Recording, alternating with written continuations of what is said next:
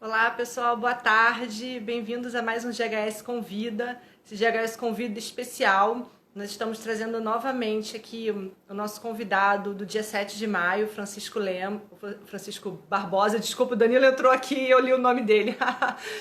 Então, o Francisco gentilmente aceitou o convite para voltar aqui com a gente e responder as perguntas que ficaram faltando. A live dele foi tão intensa que as pessoas acabaram depois mandando muitas perguntas e nós selecionamos as 10 principais perguntas e trouxemos aqui. Ele vai gentilmente estar respondendo hoje aqui pra gente.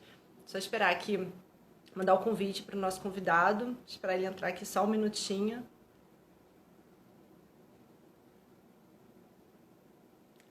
Só um pouquinho, por favor, eu achei aqui. Deixa eu ver se eu conseguir.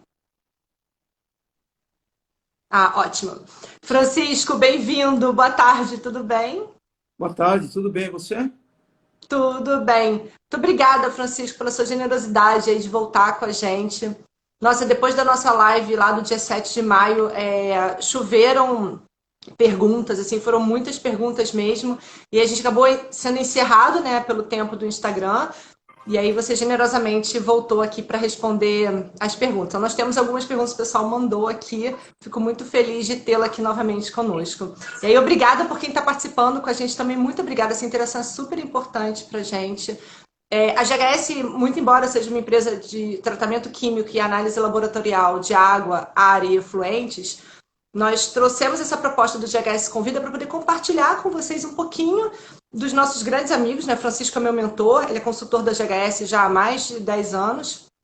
Então, trazer um pouquinho dessa experiência que a gente vive na GHS para compartilhar com quem nos segue, para quem nos acompanha aí pelo Instagram. Então, espero que todos estejam gostando. Queria agradecer muito aqui ao Francisco essa oportunidade hoje. Bem-vindo, Francisco. Obrigado, Cris. Muito obrigado aí pela segunda oportunidade. Vamos tentar responder as questões aí para as pessoas. Isso acho que é Bora. bastante importante. Acho também. Acho que vai ser de grande valia. Eu vi as perguntas e as perguntas são sensacionais. Antes, deixa eu apresentar o Francisco. Então, o Francisco ele é formado em engenharia mecânica e de produção, com cursos de especialização em administração, finanças e qualidade. Além de atuar como mentor em gestão empresarial, mostrando maneiras simples e práticas de acabar com a falta de dinheiro para pagar as contas do dia a dia da empresa, e é palestrante dos cursos de gestão de finanças e gestão de fluxo de caixa. Ele é, resumindo, um engenheiro mecânico que mexe com finanças. Eu acho uma delícia isso é a melhor parte de todas. Francisco, podemos começar já com as Podemos, vamos? perguntas? Boa. Vamos começar com a nossa primeira pergunta que nos mandaram. Qual a diferença entre empresa e negócio? Bom, Cris, boa pergunta. As pessoas criam uma confusão muito grande com isso. Uma empresa é uma organização jurídica sonhada, idealizada, construída e administrada por pessoas, com um único objetivo: servir pessoas. Então, uma empresa ela serve para servir pessoas, tendo como resultado o quê? A rentabilidade, o lucro, a liquidez, a segurança e a sustentabilidade. Quando eu falo segurança, eu estou falando de toda a parte de processo, documento, matriz de responsabilidade, e sustentabilidade é não acabar com o nosso planetinha Terra. Isto é uma empresa. Um negócio é prover algo que é produzido, comercializado ou executado para resolver um problema e gerar uma percepção de valor. Isso é o que é importante. Por quê? As pessoas, elas não compram do CNPJ, elas compram das pessoas que estão dentro do CNPJ. Segundo, nós normalmente vendemos o que nós fazemos. E as pessoas, elas buscam o que e o porquê você faz. Essa é a grande diferença. Então, eu faço o quê? Eu faço bolo. Isso é seu ramo de atividade. O seu negócio talvez seja outro. Seja proporcionar uma alegria dentro de uma festa. Então, são coisas completamente diferentes. Para que você tenha uma ideia, 75% das empresas no mundo vende produto, mercadoria ou serviço. Elas não têm uma definição clara de negócio. Só 20% tem uma definição clara do negócio.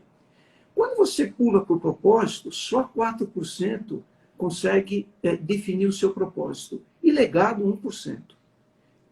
Então, quer dizer o seguinte, como todo mundo, 75% das empresas, eles não vendem negócio, mas vendem produto, mercadoria e serviço, a venda de produtos, mercadoria e serviço é uma venda racional.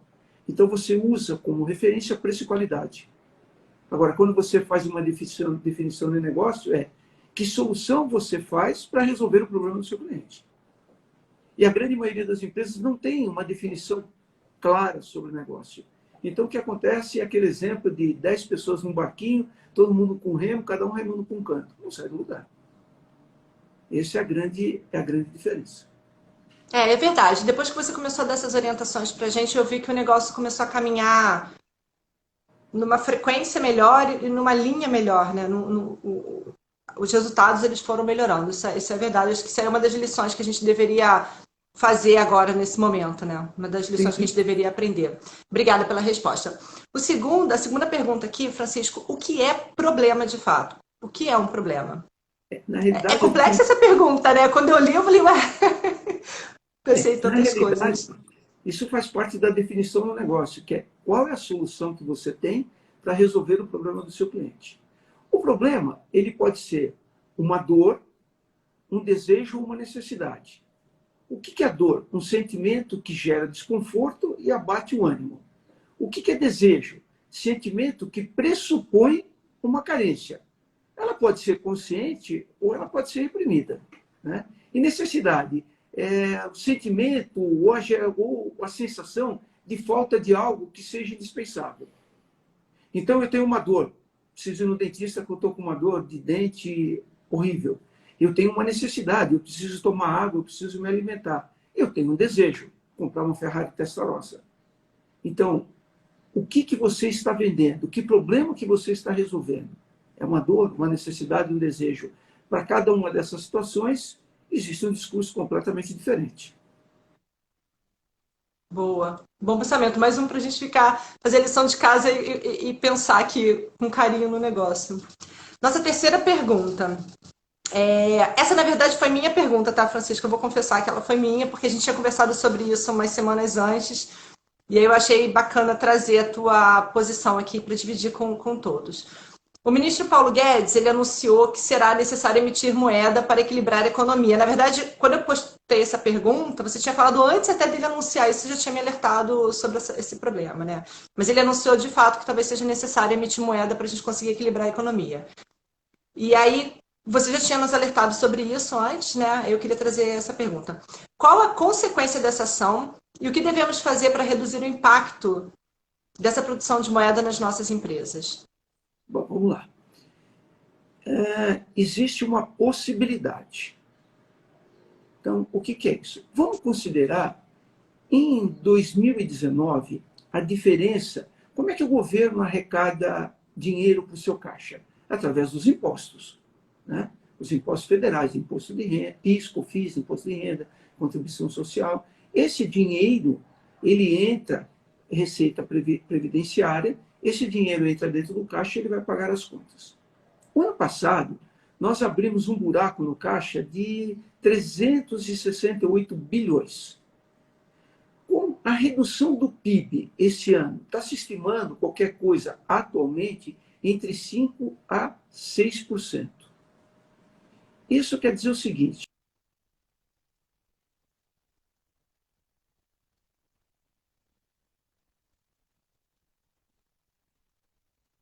Voltou, tinha travado um pouquinho aqui, acho que voltou. Uhum.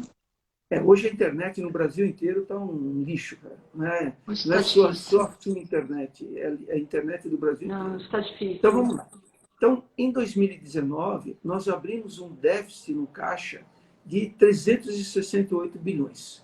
Esse ano, a previsão é qualquer coisa entre 850 bilhões a 1 trilhão. Espera aí. Se eu sair de 368 e vou para 850 bilhões ou 1 trilhão, há uma possibilidade de ser disso, como é que eu vou conseguir fazer isso? Eu preciso de dinheiro. Eu posso aumentar imposto? Não. Eu posso deixar de pagar servidor público? Não. Eu posso deixar de pagar previdência? Não. Eu posso deixar de pagar despesas obrigatórias? Nem, não. Por quê? Existe uma lei de responsabilidade fiscal, que o governo tem que fazer isso. Então, ele vai precisar fabricar dinheiro. Aí tem duas maneiras de fabricar dinheiro. Ou eu vou vender título da dívida pública. Né? Só que existe um problema, né? A taxa Selic hoje, nossa, está em torno de 3%. Então, o rendimento que vai pagar é muito baixo. Então, talvez ele não consiga vender título da dívida pública. Aí o que ele vai ter que fazer? Ele vai ter que emitir papel moeda. Então, que ele é o que ele já vai pegar anunciou papel que vai moeda, fazer. ele vai... Voltou novamente? Voltou. Voltou? Estou ouvindo. Uhum. Tá bom, então vamos lá. Então, o que ele vai fazer? Ele vai imprimir cédula, né? Papel moeda. Então, o que ele vai fazer com esse papel moeda? Ele vai transferir para o governo estadual e municipal. É isso que ele vai fazer. Aí acontece o seguinte, vamos entender, hoje, a nossa taxa Selic hoje está em torno de 3%. Tá bom? Então, nós temos uma inflação de 2,74% ao ano. Na época antes da entrada do Plano Real, nós estamos falando julho de 94, nós tínhamos uma inflação de 5.000% ao ano. Então, veja bem.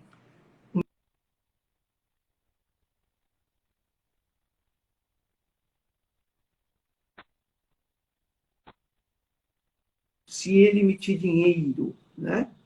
Com o passar do tempo, nós não vamos conseguir comprar o mesmo produto com o mesmo valor anteriormente, que nós tínhamos pago anteriormente. Essa é a grande diferença. Então, vai ter que ter reajuste de preço, uma coisa que nós já temos uma certa prática. Só que isso acabou em 1994, quando entrou o Plano Real. Então, muitos dos empresários não estão acostumados a isso. Agora, quem autoriza isso? A emissão de moeda é o ministro da Economia, ou juntamente com o presidente do Banco Central, o secretário da Fazenda. Então não precisa de ordem do presidente. Se eles acharem que é isso que vai fazer, eles vão fazer. Eu, particularmente, acredito que eles vão ter que fazer isso, não vai ter muito jeito. Ele anunciou, eu acho que ele anunciou, agora eu não me lembro, não sei se foi no Valor, ele anunciou em algum veículo de comunicação, ele anunciou que faria assim, que há uma pretensão forte do governo de tomar essa decisão. Mas eles vão ter que fazer, Cris, é muito dinheiro. Você imagina que hoje, aqueles R$ 600, ele vai manter esse dinheiro aí, nós estamos falando qualquer coisa em torno de 70 milhões de pessoas. 70 milhões. Só para você ter ideia, a mão de obra hoje, né, pessoas que eventualmente ou efetivamente podem trabalhar, está na ordem de 106 milhões. É muita coisa. É muita gente. Quer dizer, você tem 40 milhões, mais ou menos hoje, entre 40 e 50 milhões de pessoas, que são pessoas que vendem qualquer coisa no farol, vendem cachorro-quente. Você tem hoje 12 milhões de desempregados. Diz a lenda que pode chegar em 20, 25 milhões de desempregados. Quer dizer, é um número muito grande. Infelizmente, as pessoas estão imaginando um novo, né? O novo está muito longe de acontecer. Na realidade, nós estamos destruindo o que é atual para construir um novo. Só que para construir um novo, não vai ser em 3 meses, 5 meses. Isso vai demorar, pode ter certeza, alguns anos. O resultado disso também não vai ser tão florido como esse novo, bonito, florido e colorido que vem sendo propagado, né? Para alguns, talvez não seja tão colorido. Não, mas não vai ser colorido. Não vai. Eu vou dar sequência aqui na quarta pergunta. Como manter a cobrança em dia na pandemia? Porque, de fato, a gente está tendo uma certa dificuldade, né? Mesmo a GHS, a gente está tendo uma certa dificuldade de manter aí o recebimento em dia, muitos clientes parados. Quais são as estratégias que as empresas podem usar para tentar equilibrar um pouco essa questão do recebimento nesse período? Bom, o primeiro passo é você levantar a sua inadimplência e estabelecer uma estratégia de negociação individual. E aí o que você pode oferecer? Você pode oferecer um desconto ou um alongamento de prazo, né? E, principalmente, não expor o cliente devedor. É preferível você receber em 4, 5, 6 vezes e receber do que você não receber absolutamente nada. Isso você precisa tomar um cuidado muito grande. O segundo passo é você fazer um cadastro, fazer um levantamento dos 20% dos clientes que representam 80% das suas vendas. Então, presta atenção, 20% dos clientes representam 80% das vendas. 80% dos clientes representam 20% das vendas. Foque nos 20% que representam 80% das vendas. Esses 20%, você faz uma avaliação de crédito, né? Crédito, condições de pagamentos, o que você pode fazer, porque ele vai garantir 80% da sua venda. O quarto passo, você tem que começar a treinar a sua equipe, para que ela tenha uma abordagem educada, amigável e respeitosa. Não tem alternativa. Se você tem problema, o seu cliente também tem problema. Então você vai ter que entender o problema dele. Porque se você ajudar seu cliente, com certeza você vai ficar na mente dele. Quando ele voltar novamente a comprar, ele vai comprar de você. Isso você tem certeza. Tem sido fundamental essa regra para a gente. Sim. E o quinto passo é você estabelecer uma gestão de cobrança. Então, você começar a estabelecer alguns indicadores. E esses indicadores, você tem que ficar atualizando ele diariamente, para ver efetivamente o que está acontecendo. Isso é fundamental. Fundamental. Não tem muita alternativa, não. Não, perfeito, é verdade. É bem o resumo do que você orientou para a gente estar executando aqui. Achei até interessante, porque quando você começou a responder essa pergunta, o Jorge entrou para participar. E aí logo eu olhei você respondendo, olhei ele e falei, conexão e sintonia total, né? Bem legal. Francisco, vou passar para nossa Jorginho, cara, que salva a gente no dia a dia, ele salva a gente nas nossas confusões e nos nossos medos, e, enfim, ele é um querido mesmo. Jorge, super obrigada pela tua participação e pelo teu apoio sempre. Você é ótimo, é super querido. Nossa quinta pergunta. Você vê que a gente está indo bem, olha, a gente está indo super bem, viu? Como que a gente pode manter as contas em dia? Isso vem muito de encontro à nossa quarta pergunta, né? Porque acaba sendo uma consequência da outra, eu imagino. Então, achei bem bacana quem mandou essas perguntas, mandou uma depois da outra, inclusive. Queria agradecer aí quem mandou as perguntas e quem participou. Como manter as contas em dia sem fechar novos contratos? Então, muitas pessoas, elas não só não estão fechando novos contratos, como estão, inclusive, perdendo contratos antigos. Como que você faz para manter esse equilíbrio aí, com clientes inadimplentes, contratos saindo, novos contratos não entrando? Como que o pessoal pode tentar equilibrar o caixa nesse cenário que nós estamos vivendo hoje? Vamos lá.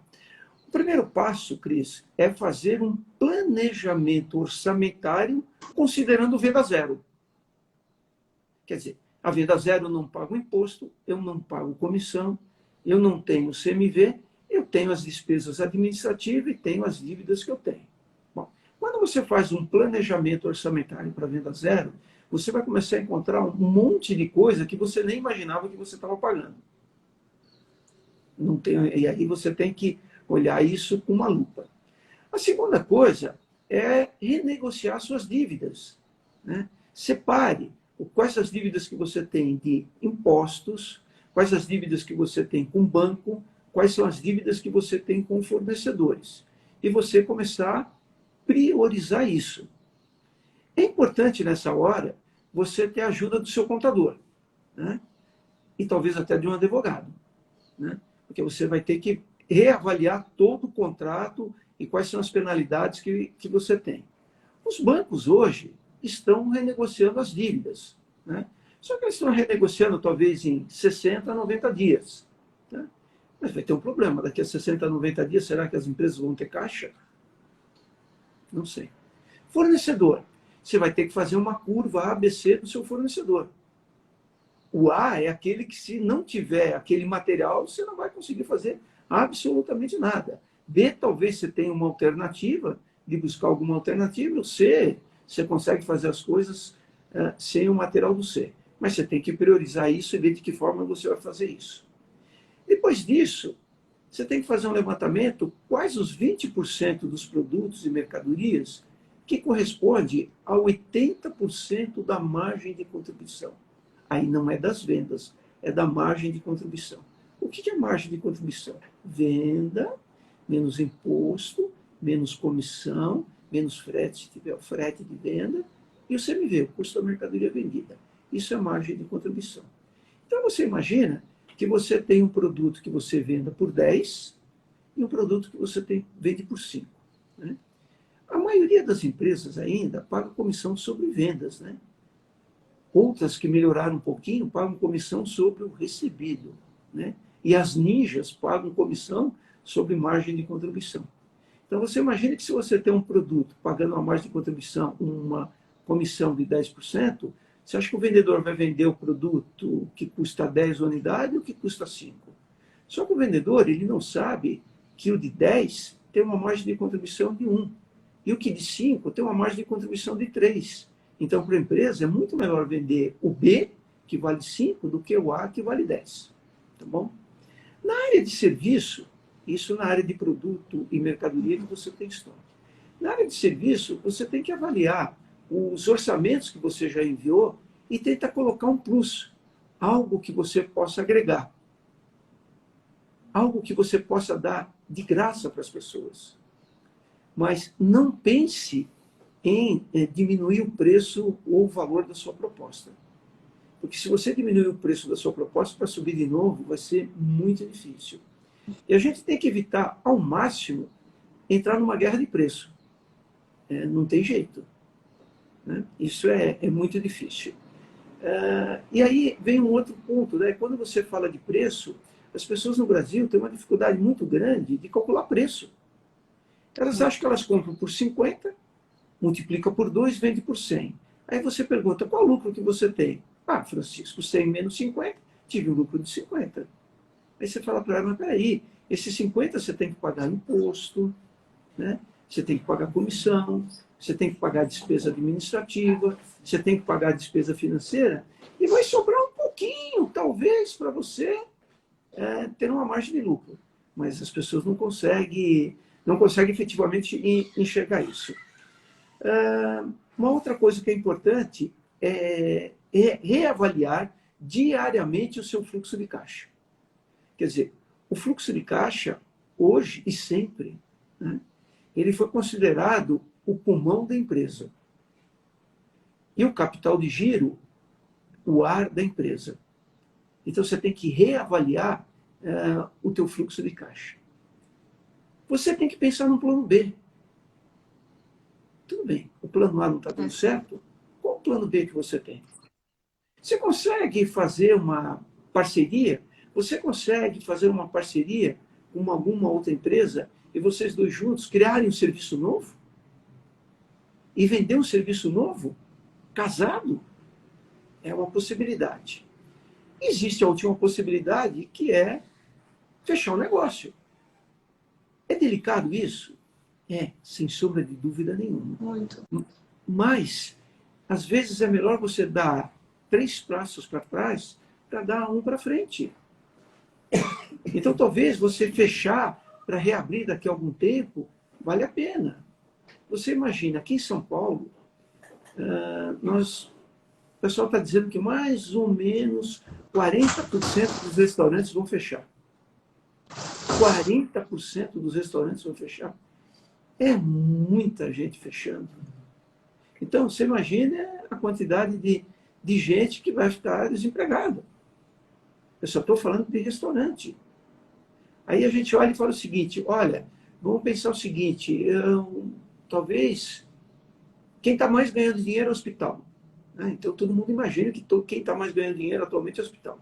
Só para você ter uma ideia, ontem o Albert Einstein reduziu 25% dos salários de 33% da sua mão de obra. O Albert Einstein tem 15 mil funcionários. Reduziu 25% do salário. Então, as pessoas não vão mais no hospital para fazer cirurgia nenhuma, para fazer exame nenhum. Não. Então, cirurgia eletiva não existe mais nenhuma, é onde se ganha dinheiro. Então, vai todo mundo lá curar do corona, né? E os planos de saúde pagam um valor muito, muito pequeno.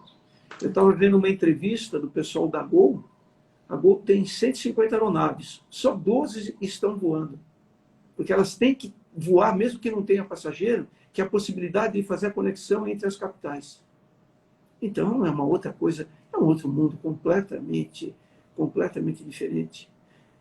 Você imagina as empresas que fazem aluguel de carro, estão alugando espaços para colocar os carros. Não tem espaço. Tudo parado. Tudo parado. Um carro que custava, um Gol 1.0, que custava olha, R$60 por dia, os caras estão alugando por R$10 por dia. Pelo amor de Deus, eu estou vendendo, eu estou alugando por R$10. Então, você imagina que o problema que a gente vai ter. Isso não é só no Brasil. Né? Isso é no Não, mundo isso é no todo. mundo. É no mundo. Então, é aquela velha história, né? Como é que é algo que a gente não consegue enxergar pôs de joelhos 7,7 bilhões de pessoas ao redor do mundo? Não, isso tem que ter. Acho que Olha, eu ainda... essa é a pergunta que a gente, né, assim, simples mortais, eu acho que a gente não vai conseguir nunca. A gente vai achar várias teorias, mas entender de fato, não sei, não acho que a gente nunca vai conseguir entender. Eu acho que sim, vai ser muito difícil. Talvez a gente vai demorar muito tempo para poder entender isso. Mas temos que caminhar com isso, não tem muita alternativa. Eu vou até te falar, assim, essa questão. Eu tenho até que tentar dar uma controlada na mente, para quem me acompanha sabe que eu medito, porque está bagunçando muito a minha cabeça essa questão do desemprego. Assim, pensar que famílias estão passando fome. E das raras vezes que eu tenho ido à rua, né? Então, eventualmente eu tenho que sair, mas me parece que o número de pessoas morando nas ruas está aumentando. E aquilo, se pensar que um ser humano, ele pode estar ali ao relento, ao frio, com fome, e a gente está cheio de cuidado com higiene, e as pessoas estão na rua, né? Então, assim, é bem pesado isso. Isso tem. Na verdade, tem dois pontos nisso, né? Isso tem acabado com a minha paz interior de fato, assim, tem me deixado bem psicologicamente bem alterada e tem me feito ter mais vontade ainda de levar o negócio adiante, porque na outra ponta eu sei a responsabilidade da GHS enquanto empregadora, né? Então, tem sido, eu acho que esse é o ponto mais difícil, pelo menos para mim, assim, é o ponto mais difícil é pensar nessa quantidade de pessoas que simplesmente não vão ter o que comer, né? Não vão ter como alimentar os filhos, enfim. Isso é Então, eu muito espero que a gente difícil. consiga sair. Agora, você Muito. o que você está passando, todo mundo está passando. Isso quer dizer o seguinte, a consequência disso é que você vai mudar suas crenças e os seus valores. Se Total. você muda suas crenças e seus valores, você vai mudar seus hábitos. Se você muda os seus hábitos, você vai mudar a sua forma de enxergar a vida. Então, como consumir, como comprar. Consequentemente, cria-se um novo modelo de negócio. Isso quer dizer o seguinte, o meu negócio, que estava muito bem até 20 de março, a partir de junho, vai ser outra coisa, as pessoas vão querer outra coisa. Então, esse é um pouco do novo que as pessoas estão colocando. E eu estava vendo uma reportagem, Cris, as pessoas hoje que têm síndrome de pânico, estresse, tudo relacionado à parte emocional hoje, gera um prejuízo nas empresas hoje no Brasil só de 80 bilhões de dólares. Nos Estados Unidos, 340 bilhões de dólares. Então, é muito dinheiro. É muito dinheiro. Quer dizer, na realidade, a gente costuma dizer o seguinte, né? Hoje vale muito mais a parte, tomar muito mais cuidado com a parte emocional do que a racional. Né? Com certeza. Então, no futuro, as pessoas não vão perguntar o seguinte, puxa vida, Francisco, você é formado em quê? né? Até alguns anos atrás eu falava engenheiro. Não, hoje os caras vão falar assim, não, mas o que você sabe fazer? Quais são os seus valores? Né? Qual é o seu dom? Né? Qual é o seu propósito de vida, Francisco? As pessoas vão contratar através dessas perguntas. E não pelo fato do diploma que você tem. Porque o diploma, as pessoas podem ensinar. Né? O hard skill, as pessoas podem ensinar. Agora, o soft skill já nasceu, né? Não tem jeito. Você só pode Não, não aprimorar. tem. E a gente está tendo uma grande oportunidade de pensar nisso agora, né? Que todos possamos, de fato, entender essa mensagem e depois de todo esse cenário que a gente está atravessando, que a gente possa ter isso como consequência, né? Ter esse aprendizado aí como consequência, que a gente possa, pelo menos, evoluir enquanto ser humano. Acho bem, bem importante. Eu vou pular Agora, aqui para nossas... Ah, desculpa, pode deixa eu só falar. acrescentar. Agora, imagine, Cris, né? O que vai passar, que mundo maravilhoso vai ter teus filhos.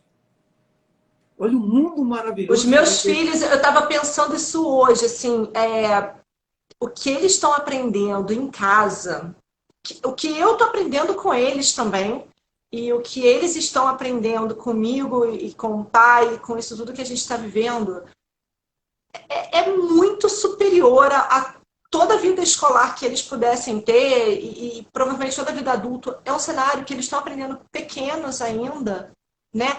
Uma das coisas, quer ver, para eu estar aqui fazendo essa live hoje com você, para eu estar aqui em respeito a você aqui num cenário, né, mais sossegado, sem barulho, eles também têm a participação deles. E todos os dias, quando eu termino algum compromisso com vídeo, com áudio, em que eu preciso de um silêncio, que eu preciso até que eles não caiam, né? Que pensa, se eles caírem e se machucarem, então eu preciso que eles não comam nada, que eles não mexam no fogão, eles estão sozinhos. Então eu preciso que eles entendam o meio.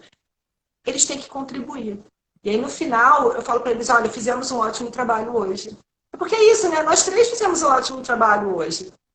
Se eles não participam, eu também não consigo fazer o meu trabalho. Então, esse aprendizado deles estarem participando, eu estou dentro da vida deles, eles estão dentro da minha vida pela primeira vez. O meu mais velho tem 11 anos. É a primeira vez que, de fato, a gente está numa relação de mãe e filha ali por 60 dias, 60 e alguns dias já, intensa. Completamente intensa. Então, inclusive, eles descobriram o valor que a cozinheira das escolas tem. Né? Se eles nunca deram valor até então, eles acabaram dando nesse período de pandemia. Então a gente vai dando valor às pequenas coisas, inclusive a comida da escola. Enfim, deixa isso. Olha, eu vou dizer uma coisa para você. Com todo esse problema em casa, eu e a Kátia, nós estamos sem empregada, né? Então, você Aqui imagina também. que você tem que cozinhar, você tem que limpar, você tem que lavar, você tem que passar. Olha, eu arrumei uma segunda profissão, viu, cara? Pelo amor de Deus, Não, não dá, não total. tem que De vez em fazer. quando, esse final de semana mesmo, a Carmozinha da Santos, que é uma técnica super forte na área da refrigeração, me ligou para me falar um outro assunto. Eu estava com um problema assim, com a máquina de lavar roupa. Eu falei, Carmozina, pelo amor de Deus, eu preciso desabafar. E acabou que a gente levou muito tempo para falar o assunto.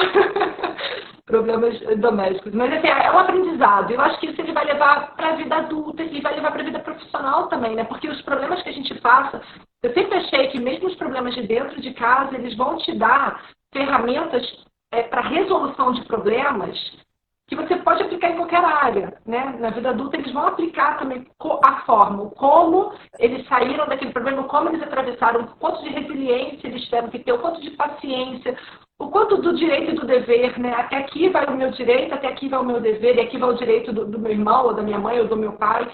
O quanto a harmonia, o quanto a gente está em união, né? Cada um faz um pedaço, o quanto isso... Então, são informações domésticas, né? Que já, sim, mas as tarefas domésticas estão trazendo uma informação para eles que com certeza eles vão levar para a vida adulta. Então, com certeza, acho que isso vai ser um incremento bem bacana. Márcio Rodrigo entrou aí, um milagre. Olha, Francisco, é só você para fazer o Márcio Rodrigo vir participar. É por você mesmo, Márcio. Bem-vindo e está aí com a gente. Eu vou passar para a sexta pergunta. Como cuidar da saúde do seu negócio em tempo de pandemia? Né? Todo mundo preocupado com a saúde pessoal, física, mas como que a gente pode cuidar da saúde do negócio nesse tempo de pandemia? Pela terceira vez eu estou falando a mesma coisa. Priorize produto, mercadoria ou serviço que você tem a maior margem de contribuição, os 20/80. As pessoas não levam isso em consideração. Isso é um grande diferencial. Depois, reavalie a forma de oferecer a solução.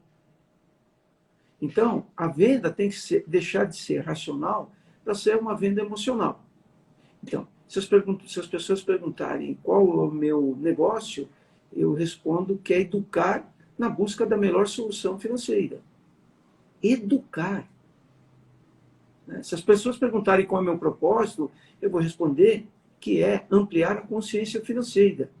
Agora, o que eu faço? Eu faço mentoria, implantação de fluxo de caixa, palestra. Então, você tem que achar uma maneira de oferecer a sua solução, levando o lado emocional e não o lado racional. Busque um olhar diferenciado. Né? Tente enxergar oportunidades. Né? Eu tenho acompanhado o seu trabalho e vocês estão fazendo coisas maravilhosas, né? Desenvolvendo produtos, desenvolvendo serviços, coisas que no passado você não fazia. Né? E você está vendo oportunidade. Né? Quer dizer, você fez uma entrevista na Record sobre higienização de carro. Mas quando que você ia imaginar você, o teu pai, teus irmãos, em fazer higienização de carro? Carro. Não, em carro nunca. Nunca. Em carro não. Em carro não. E surge essa oportunidade. O outro passo é as pessoas, as empresas vão começar, elas precisam aumentar a sua comunicação nos canais digitais. Né? Vamos voltar 6 meses atrás, você imaginava nós dois batemos um papo através de uma ferramenta dessa? Não. Até porque eu sempre morri de vergonha das minhas bochechas, né? Ficar assim, muito frente ao vídeo nunca me foi natural, né? E agora eu tô achando uma delícia e tô vendo quantas pessoas a gente está ajudando. E isso está sendo, inclusive isso está sendo muita fonte de inspiração para mim. Né? Tem me ajudado muito a trazer um equilíbrio pessoal. Tem sido muito importante o Convida para mim. Tem sido um projeto incrível para mim. Eu sei que a gente está contribuindo com outras pessoas, mas também comigo. Assim, tem sido bem importante, é verdade. Assim, foram oportunidades que surgiram em meio à crise. Hoje as empresas ou é ponto com ou é ponto fora, né? Não tem muita alternativa, né? Não, nenhum. Ela vai ter que se encaixar nisso.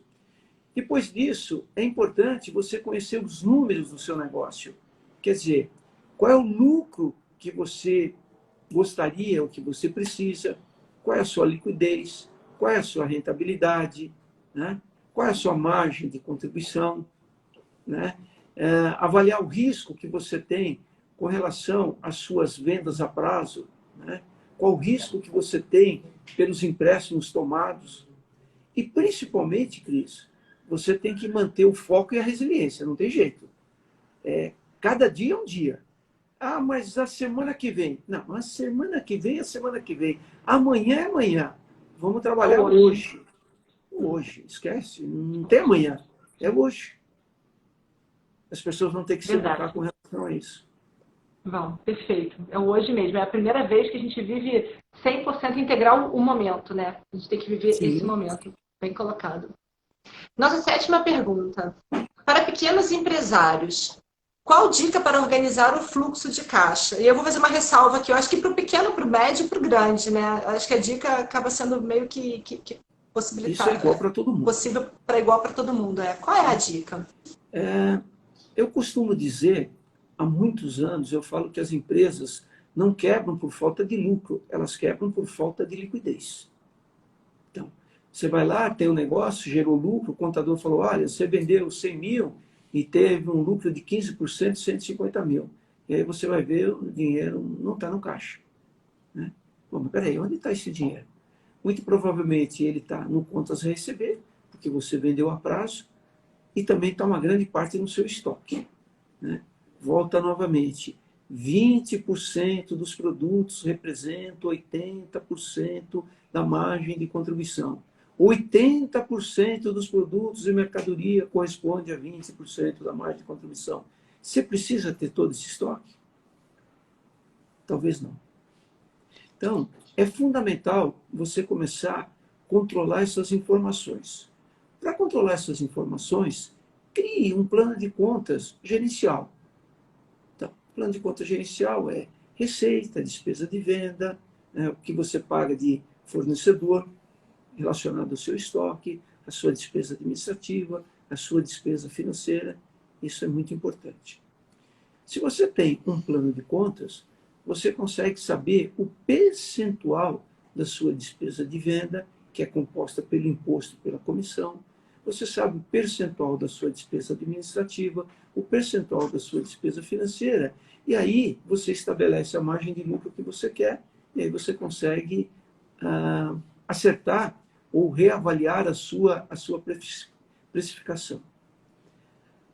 Faça uma meta de venda por margem de contribuição. Diga à sua equipe o que você quer que eles vendam.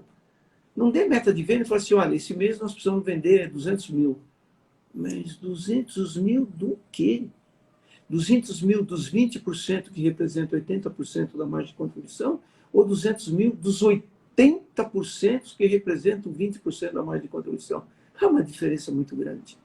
Né? Precisa ser olhado isso.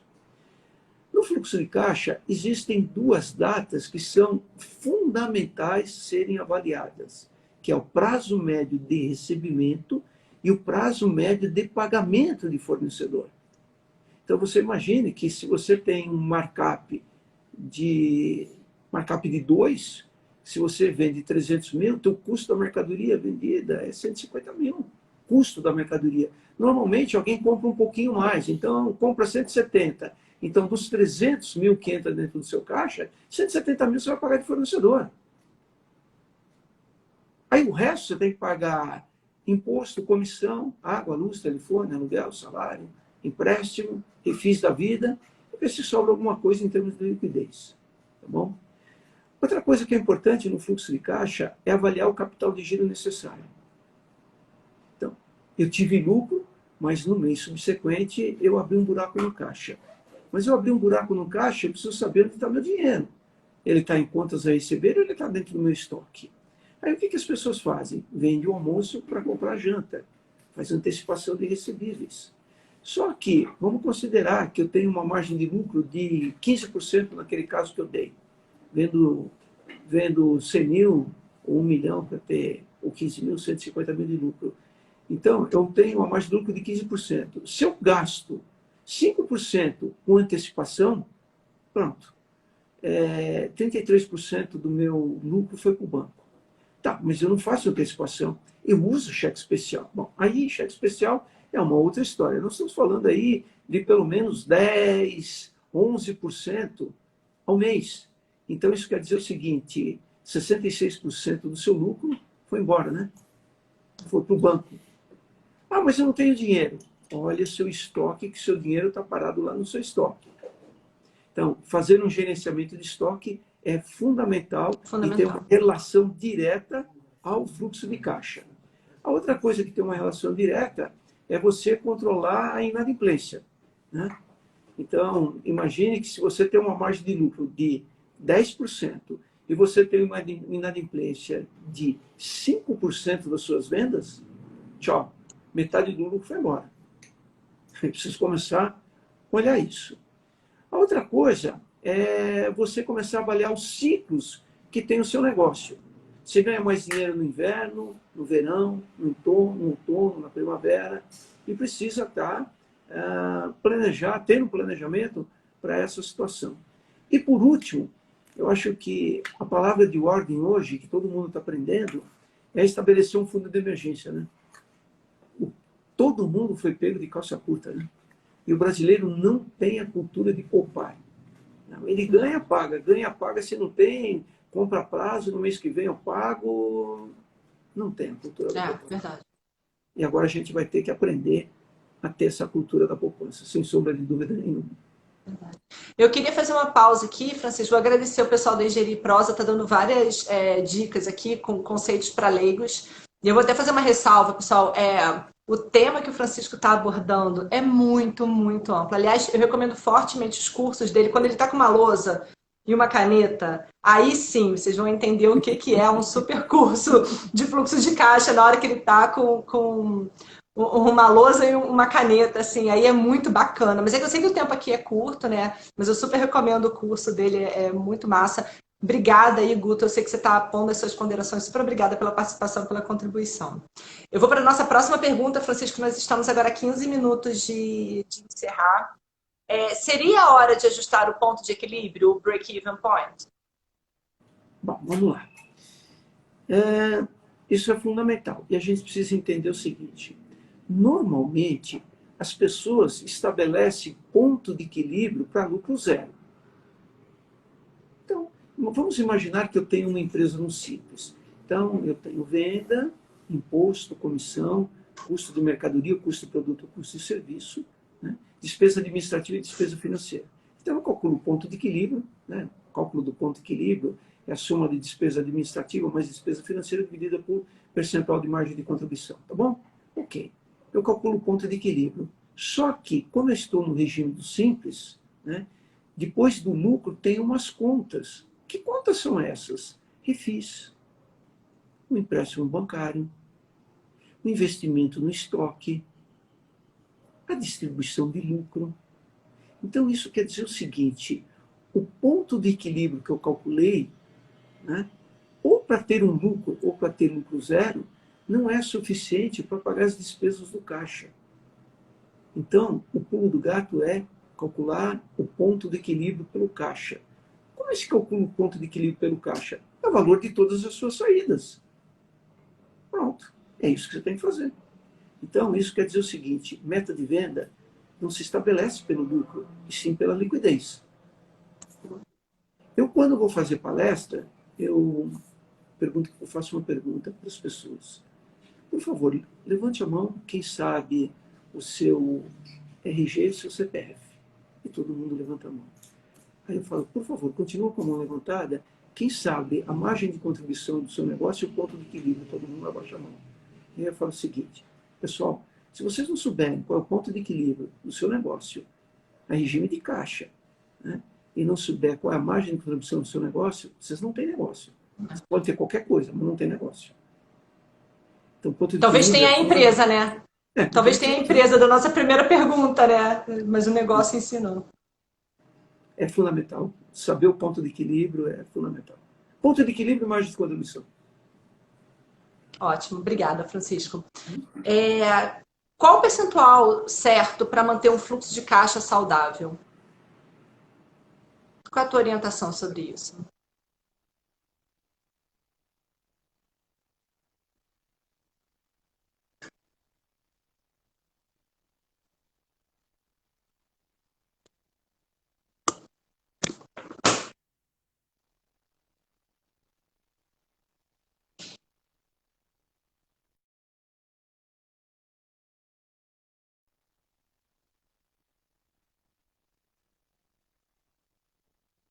Oi, pessoal, eu acho que o Francisco caiu aqui. Deixa eu tentar convidá-lo novamente.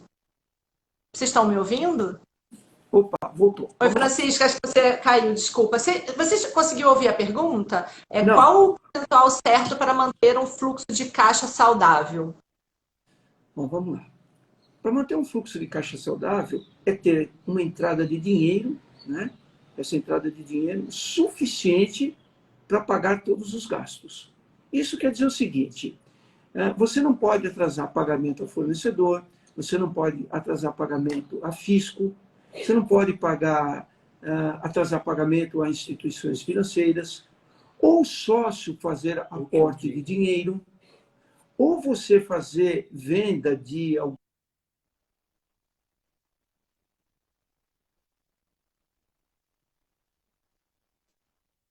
utilizar cheque especial.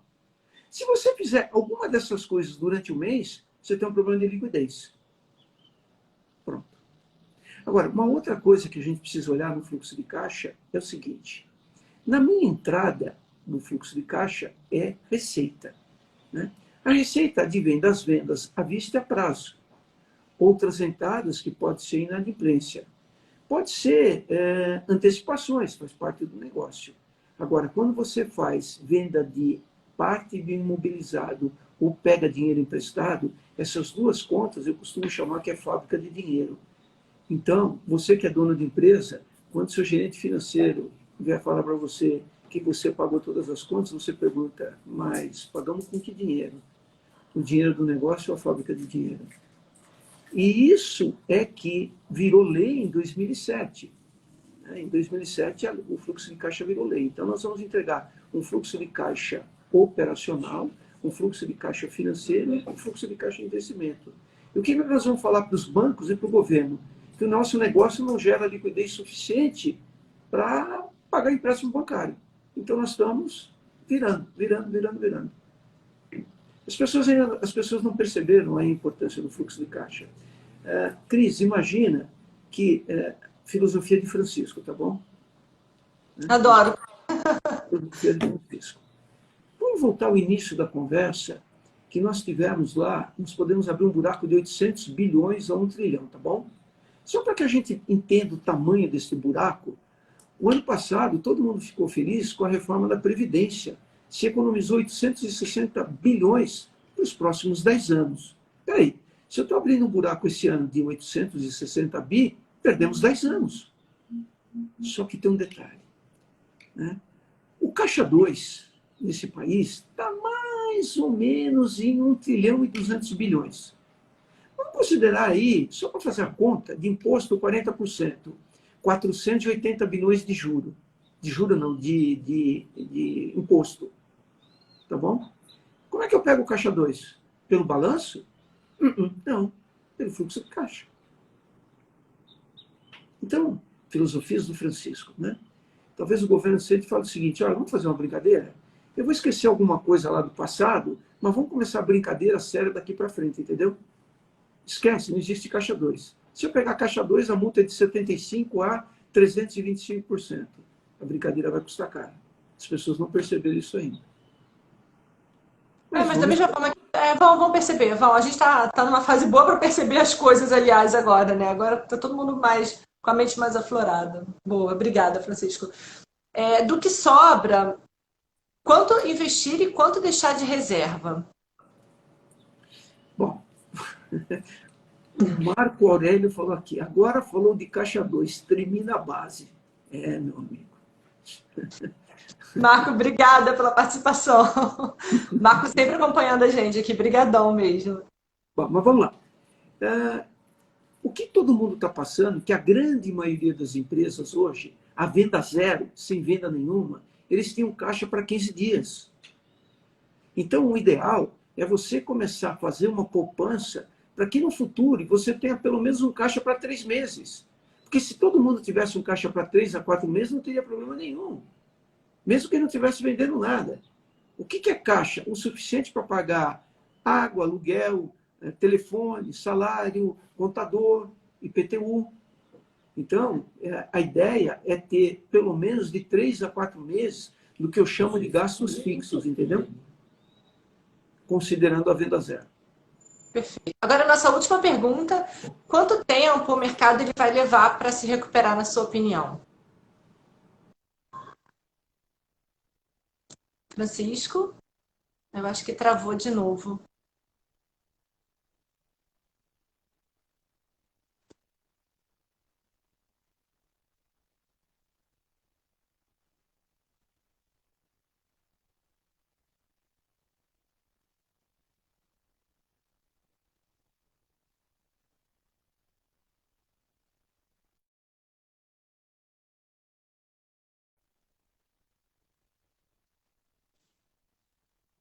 Pessoal, só um minutinho, por favor. Eu acho que o Francisco caiu aqui de novo. Hoje, de fato, a conexão não está muito favorável. Na verdade, acho que o peso das perguntas é que está fazendo ele cair, viu? Está todo mundo com medo dessas perguntas, Francisco. Na verdade, o problema são as perguntas. Você vê que algumas perguntas especiais é que a conexão cai. Então, acho que o Instagram está participando aqui com a gente também. Vou te fazer a pergunta de novo, acho que você não ouviu. Quanto tempo o mercado vai levar para se recuperar? Qual é a sua opinião sobre isso? Você quer a verdade? É a pergunta. Não. Bom, vamos lá. Para responder essa pergunta, só sendo mãe de Ná, né? Não tem muita alternativa, né? Porque hoje ninguém tem ideia dessa resposta, né? Eu acho que a crise provocada pelo coronavírus, né, foi a mais grave enfrentada por governo, empresa e família de toda a humanidade. Eu acho que todo mundo está participando, né? Não tem muita alternativa. O que o Francisco, o que eu acho, né? Eu acho que a gente vai, talvez em julho, agosto, quando começar a voltar, né? Não sei, não acredito que vai começar a voltar agora dia 1º de junho. Né? Hoje está se dizendo em São Paulo que talvez a gente vai ficar do dia 1 ao dia 15 aqui, tudo bloqueado, né? Quer dizer, então, não sei se efetivamente isso vai acontecer.